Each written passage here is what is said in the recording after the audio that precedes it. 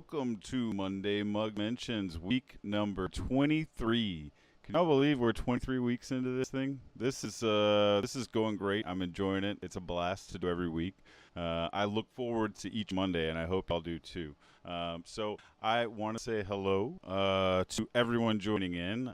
We've got a lot of names popping up already, and I'm glad to see that. This is a segment where, over the course of a cup of coffee, I discuss things that are interesting in the tabletop industry. So I appreciate you all being here. Hello, Daniel, Courtney, my lovely and wonderful wife, Ian, Zach, Mom, good to see you. Thomas, so good to see you. Thank you all for joining today. It's really, really good to see you. I hope you're having a wonderful afternoon, a wonderful start to your week, and maybe a cup of coffee. My voice sounds super deep. I wonder, everything actually just powered down about 5 minutes ago, and it has come back up because of using too much power a little while ago to vacuum and do other things all at the same time. And I'm wondering if maybe my audio settings are different. But no, I didn't party all weekend or anything like that. If I sound really, really low voice, I apologize. I'll try and bring it up a little bit. That's so. Hello, good to see you all. I'm so glad to see you all. John, hello. Daniel, it's good to see you. Zach, I do not have a cold. I feel fine. My voice, I think, is the same. Maybe it's I'm growing up. It's finally my voice is dropping. So Gil, so good to see you. It's Voken. If that is not how I pronounce your name, feel free to connect me. So good to see you. Correct me. I can't even say words I know, so don't worry about that. So good to see you all. This week we are enjoying a wonderful cup of coffee. The coffee is Ashlon Farms, Ethiopia, and this is. So I looked this up to make sure I knew how to say it, but it was Ethiopia. Yurga chef is what people in the United States say. However, in Ethiopia or in the UK, it's commonly pronounced Yurga Shefe. So whichever way you say it, it's delicious. And I want to say thank you to this week's coffee contributor, which is Harrison Guzman. Thank you so much. This is delicious. Harrison sent me a bag. We'll do mail call real quick. Harrison sent me a bag of Ashlon Farms, as you can see here, Ethiopia, Yurga Shefe, and it is fantastic. I do not know. I didn't do anything with my voice. I promise you guys, I didn't do anything to my voice. I have not altered it in any way, so I have no idea. Maybe it's the settings. This is my normal voice. Maybe it is that low. So, I'm glad you can hear me at least. That's fantastic. So, this is the talk of the day: is how deep my voice sounds today. I can talk lower. This is as low as it goes, I guess. But yeah, so I'm glad that you guys like the deep voice today. I didn't change it. I promise you, I didn't do this on purpose. So yeah, this was sent to me by Harrison, and this is amazing coffee. This is also a place in Connecticut. It's Old Saybrook, Connecticut, and you guys should definitely, if you're ever going through Connecticut, check it out. Or if you're a Connecticut local, go check it out. It is really, really tasty. I also want to show you the box Harrison sent me. It's really nice. Inside of it was, some nice. Actually, this is one of my favorite colors. I don't know if you guys know. I have like hoodies that are getting ready to be done in the Yanaguana style with this color. I'm just trying to figure out what color thread to put the Yanaguana logo in. If you guys have ideas, let me know. But he wrote me a nice message inside. It was really, really sweet. I appreciate that, Harrison. Thank you. This is delicious coffee. I will probably be ordering more online in the near future. So thank you very much. This was great. I also got some more mail. Can I sing us off with Barry White tunes? We'll see how the show goes, Daniel. Let's see here. So this was Postcard Dungeons. This came to me, and I had backed this on Kickstarter. I kind of forgotten about this, but it's just got so much crazy cool stuff. If you can see, there's just a lot of it's a postcard dungeon. So I'm interested to get into those and see what they're about. There's some things that I can really, really. Can't get enough of your love, baby. Yeah. I could do some Barry later. We'll see what we do. So I also got some Kickstarter fulfillments. Shifting Realms from Soaring Rhino. And this is a heavy game. This has got a lot of stuff in it. But let's see if we can make this happen. I'm gonna take the top of the box off. And again, this is Shifting Realms by Craig and Jeff Van Ness. Craig Van Ness is the creator of HeroScape, also someone I'm lucky to call a friend. I really like both Jeff and Craig. They're awesome dudes who know a lot about game design were really a big part of helping record like form into the game that it is, in terms of really getting into like scoring the chords being a big part of the game. So I appreciate that. But if I just look around the edge here, if you see, it's probably too small to see, but right there it says Marshall Britt. I was one of the backers who helped get this made and got my name on the box because of it. And I will say to you that essentially that feels real nice. I will also say to you that we're doing that for Record backers that did the Make 100, and you'll get to feel that feeling too. So look forward to it. It's cool. It is cool to see your name on a box. So Mask of Red Death from IDW also showed up to me. I don't know if any of you guys have heard about this, but if you can't see this thing is like a foiled front with like there's the black inlaid artwork. It's hard to get on camera, but it looks so beautiful. And this is an interesting social deduction game. Social deduction is generally not my jam, as many of you know, but this was something that I really wanted to check out, and my good friend Ross was, telling me how amazing it looked and stuff like that. And I got the box, and it looks amazing. I mean, the foil inlays and all that stuff are really pretty. So, I mean, if you can't see that, it is. Oh, there we go. You can kind of see it when I get it up in the light and get the light right on it. So you see, it's just a really beautiful box. I'm really happy to have it. So, okay, this coffee is delicious. Harrison, you are amazing. I appreciate it. I say that pretty often. I say it to my young son, Harrison, as well. So let's get right into it, and let's talk about board games and video games. And this week, the video game is sort of a board game because it's a game that I've only ever played digitally, but is actually a board game. But I've only ever played this game in a digital sense. So, we're not taking Harrison down. Sorry about that. Real quick, let's get into this week's games. Should I talk about the board game first or the video game? I just don't know. The video game is a board game, so I guess let's talk about the board game first. And the board game I want to talk about is Rutger Dorn's Las Vegas. And we will put our little screen up right over here. Boom, there we go. Look at that. I'm almost to the point where I could be a meteorologist. That was the goal of this, right? So if you check out this photo that was taken by some awesome dude from a company called Dice Hate Me named Chris Kirkman. This is actually a Chris Kirkman photo from Board Game Geek. I figured that's one of the things I'm going to start doing is if I need to grab a picture of a board game while we're talking about it, I'm going to scoop it up from one of my friends' Board Game Geek profiles where they took the picture. So, Chris, this is a really awesome picture of Las Vegas. If you guys have not played Las Vegas, it's essentially a game where you have one color of dice, you're going to roll them all. You're going to have, I think, 8 of them to start with, and then you'll place them on these different casinos that have different money, amounts of cards down the side. And if there's multiple cards, those get split between first and second place. Unless someone doesn't split it. It's essentially you want to have the most of your color die on one of these. There's some inspiration in Las Vegas, that I took from Las Vegas for Record, and the idea that you want to have the most of your color pick on the fretboard. There's some similarities there. Most people probably wouldn't know that, but this is a game that I really enjoy, and I enjoy allocating colors to a certain place. In terms of Las Vegas, it's colored die, and I really enjoy that. And when you're doing it with a group of people, and somebody places their die on something that you've got a pretty substantial hold on, that's a claim to say I'm coming after you, And so it's this set of dice, little money cards, and 5 or 6 locations, if I remember, and all you do is roll dice and set them on there, and you want to have the most of yours, on that location. You'll notice that to set one on that location, you've got to roll that number. So the number, it's 1 through 6. It is 6 locations. That's right. And so if you put, all of your ones early game on on level 1, everybody knows that maybe that you've got that one locked down, but they're gonna maybe fight over the other ones, or somebody's gonna roll and try and get all the ones. It can be a really fun and quick experience. It's one of my favorite games to play with a group. It's got a ton of expansions and things like that, but honestly, I don't think I ever play with any of those. I just play the base game because it's awesome.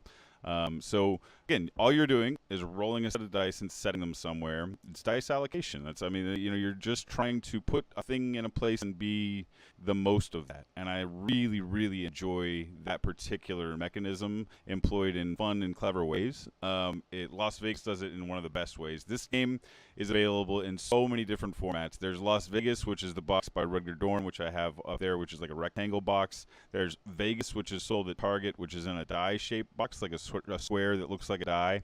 I like the packaging of that one for the cleverness, but I don't like the game itself in terms of how it's like put together in the box. So I really like the old rectangle version better, personally, from Ravensburger. And then I think there's a couple other versions. There's one where it's just called like Vegas Dice, I believe, and that's sold in other countries. But yeah, it's been out in a lot of different ways. It's a really, really fun, really, really clever game. And I think that it's a fun thing to sort of like have, you know, your color piece, and you're going to try and just sort of put the most of it somewhere. It's visually appealing to have like 4 die on one of these locations. It's really, really fun. So Zach says, is it as good as clever? So Ganshun Clever is something that we're going to talk about as well, and that's a great segue, Zach. Thank you for that. It's almost as though I paid you to do that, which I didn't, but it's almost as though I did. So yeah, let's talk about Ganshun Clever, because that is the video game per se that we're talking about. And I know this is cheating a little bit because it's actually a board game, but I've never played the board game. I've never written anything down on a Ganshun Clever mat. I've never rolled a die to play it. I have played it solely on actually my phone in general, and I played my best ever game on the web app that they have for free today while recording this video. So when you see the end of this video, you'll notice that I have a 290 something score, and I was very, very, very, very proud of that. But it doesn't save anywhere because, and that's my highest score ever in the game. But since I was playing on the web app, there's no name or anything like that. And yes, this game is Ganshun Clever, which means pretty, pretty clever. And it is a pretty, pretty, pretty clever game. I really enjoy it. It is one of my favorite new games. I would say that I'm probably hooked on it for the next, few years of convention travel, trying to get onto that leaderboard at least. I think like that it's amazing how many of my friends' names I've noticed are on that leaderboard. Y'all are awesome. Actually, the person who did the media for this week, I think she's on one of these. So it's this is probably the coolest game I've played in a long time. It's called Ganshun Clever. You're gonna see up here on the screen right there, my highest scoring game ever. I didn't practice and play multiple games to get my highest scoring game here either. This is just the one I played on video, and I was really surprised to see I got a 290 something. I think it's 293 or 297. Either way, it doesn't matter. Over 290 feels like super amazing. Now, what you're doing in this game is you roll 6 dice, and your white is the wild, and you notice you got 5 different colors. One of that matches each of the die, and you allocate those die and you mark off. This is a write and roll, very similar to many other write and rolls. Let me catch up with some comments too, by the way, and y'all can watch this amazing game of Ganshun Clever. So Daniel says that's a concept I believe when we were talking about the dice allocation and the colors. He says that's a concept I'm exploring with Children of the Wild Light, but more of a dice placement mechanism. Very, very cool.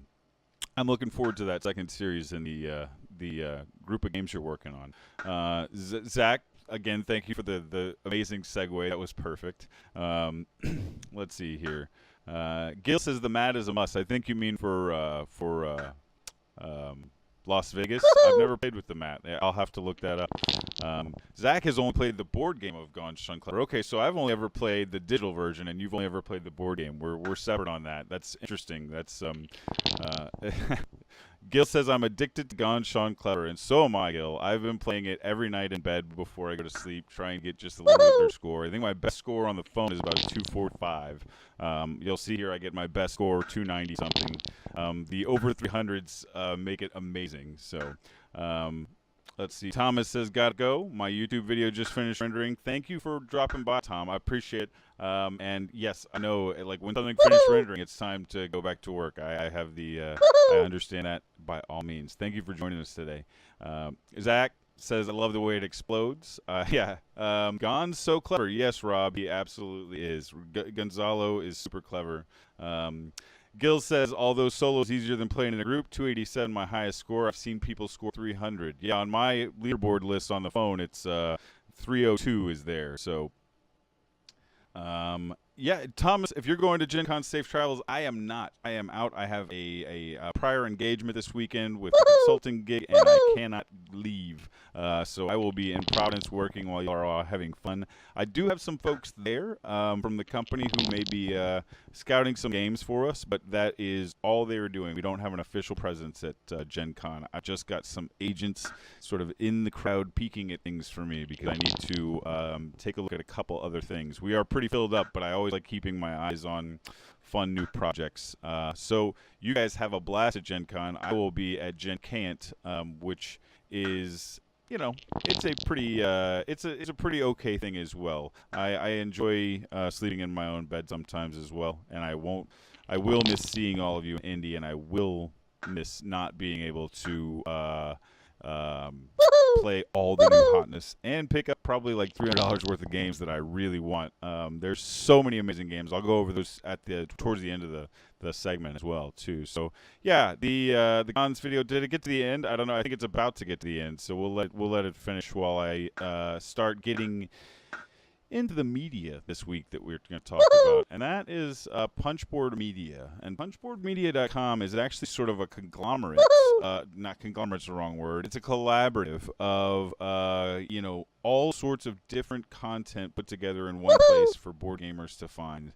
And I get this question pretty regularly, like, Marshall, where can I find a big list of you know, board game content? And there's a couple of things you can search on YouTube that'll give you like the top 10, you know, sort of YouTube board game groups. But, you know, to put exposure on those is, you know, those are big already. Everyone knows who they are. What Board Game Media does, Punchboard Media, is they have an incredible sort of, I would almost call it like an RSS feed of games where they just have different things coming up from different content creators all the time, and a wide gamut, you know, and a wide range. Everything from gaming rules with Paul Grogan to you know, a bunch of different things with I can't name all the groups. If you go over to the categories, there's a bunch. You know, I know Eric's Got Game, I think, is one of them, and there's a bunch of other Gaming with Eric. I am gonna mess up so many names if I just try and do them by memory. But Punchboard Media has about, I want to say it's about 40 different content creators that submit, and that you can sort of just peruse the page, and their newest content will come up first. And it's a really, really cool thing to have. For board gamers, a lot of times our content is really, really focused on one thing. So being able to see a whole bunch of content like that in one place is really nice. And I think I may be mistaken, but I think Kim Revia makes who runs Granite Games Summit has a big part in this. And a lot of my other friends who do content creation are involved with Punchboard Media, and so it's just a really, really, you know, it's an encompassing page that I can say go to, and you're probably going to enjoy. Maybe not all the content, but definitely something there is going to strike your needs if you're a board gamer who's looking for, like, you know, reviews or previews or just, you know, funny videos about board games. There's a bunch of different things on there, and I think that's a good thing to have, is a good mix of all the different, you know, potential videos you can watch. So. All right, let's move on into the marketing topic this week, and let's get this. Did you get to see the score? Did you see the score? I think this is it right here. We're getting to the score. Let's at least see the score real fast. I don't know if anyone saw it, but yes, 293. That was 293. So I'm very, very proud of that. It was very fun, but you'll see that's Schmidt-Spieler, which is the name of the game company that makes the game, and that is not saved anywhere other than this video where you see that I played it. So it was a lot of fun. I love this game. I have it on my phone. I play it all the time. Yes, my wife, Courtney, says that's why you're staying up too late all the time is part of the reason. That and work for sure. And Gil says this has been an amazing year for roll and write games. Penny Paper Adventures is really great as well. I haven't played that one. I would love to. That one sounds fun, and Penny Paper just sounds fun. I really, really enjoy roll and write games when done in a way that it makes you feel like you have a lot of agency. So Zach says a great group of content creators at Punchboard Media. I 100% agree. That is absolutely true. Joseph John, you're not late. You're casually arriving on time in style. That's what we'll call that. So, all right, let's move into the Expansity Gen Con discount marketing situation. And let me get this screen off because we don't need this now. So this is an interesting one. I don't know if any of you guys have checked this out, but Breaking Games, who is the they're the makers of Billionaire Banshee. If I start going through all their games, I'll miss a bunch of my friends' games, and that's not fair. But Moonquake Escape and Razzle's new combiner robot, dinosaur game. There's just so many fun things that Breaking Games does. Now, a lot of their games are fun and silly and light. Expansity, I think, is probably one of the strategy games that's like a real board game coming out from them that I'm seeing, and it's from a friend of mine, Alex Cutler. Every time I've seen it on a table, I'm like, I want it now. It's an amazing table presence game. The strategy looks fun and compelling. It looks like one of the best games to come out in 2018, probably. I think it's going to be the hit of Gen Con. But they're offering a 25% discount if you show a post from their page. And I think I posted earlier a picture on my Instagram and Facebook and stuff like that that's got the a little clip of that image, and it has their booth number. And you know what? I'll actually pull that up so I can share the booth number. If you're going to Gen Con, you should definitely go check out Expansity. I also have it on pretty good authority that they have a very limited number of copies, like under a few hundred for sure. So if you want a copy of Expansity with the Gen Con discount, you better get over there quick. So anyway, what it is they have a 25% discount if you share this post. And I think that's kind of like an interesting marketing tactic. I at first, let me tell you, this is kind of a sway in things for me. So yeah, it's a Gen Con. So their booth is 2329. If you're going to Gen Con, booth number 2329, go get your copy of Expansity, and you can get 25% off if you share a post from their Facebook or Instagram page. So check it out. I mean, it's a city building game where you're actually building the actual towers and cities, and I mean, the box just looks amazing. If you haven't seen it, you need to go look it up and check out Expansity. But the marketing tactic I had like sort of a sway on. My initial reaction when I saw the post was, why would you discount a brand new release product by 25%? I mean, like what? That doesn't make any sense to me. As a small publisher, it certainly doesn't make any sense to me because it would cost money for us to probably try and do something like that, or it would be very, very close. And then there was another few issues in my mind that came, into the fold. But ultimately, I started thinking about it on a better or deeper level, and sort of, taking myself and my publishing side equation out of the company and looking at what this is and what it does. And so, giving 25% off a brand new product that is releasing at Gen Con, that, albeit, I'll be honest, is a limited release. There's only a certain number of them. But it's really interesting to see that a big publisher would do something like this to me.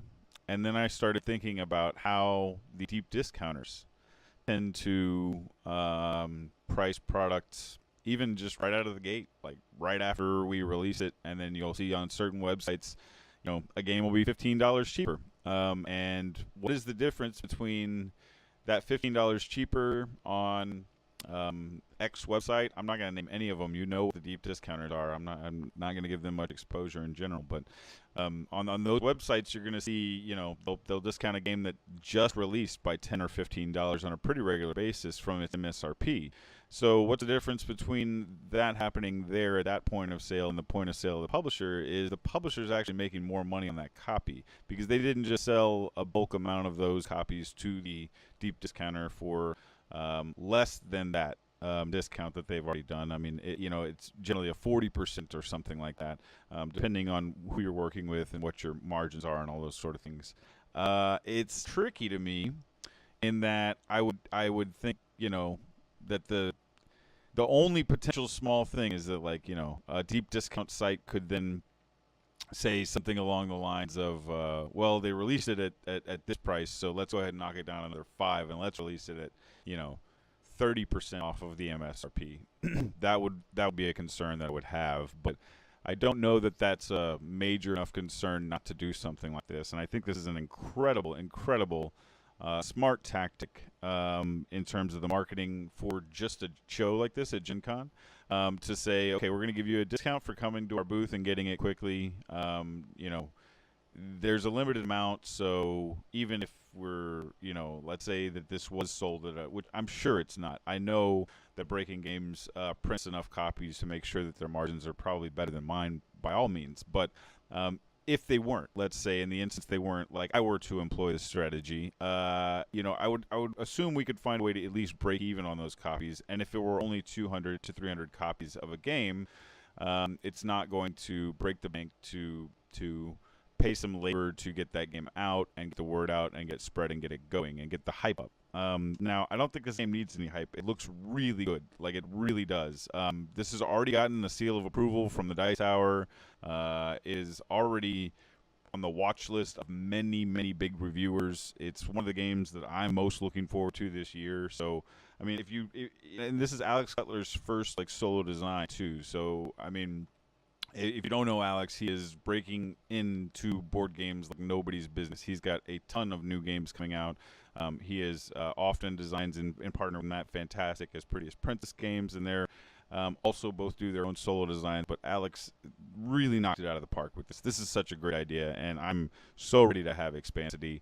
I think the marketing behind it is clever. I don't want to say that I don't think there could be some things that are maybe issues with it, but I think it's perfect. Like, I think that's the way you sort of show your early customers some loyalty, since, you know, what's the difference between this and a Kickstarter where you give a little bit of a discount to your first few customers or your first batch of customers?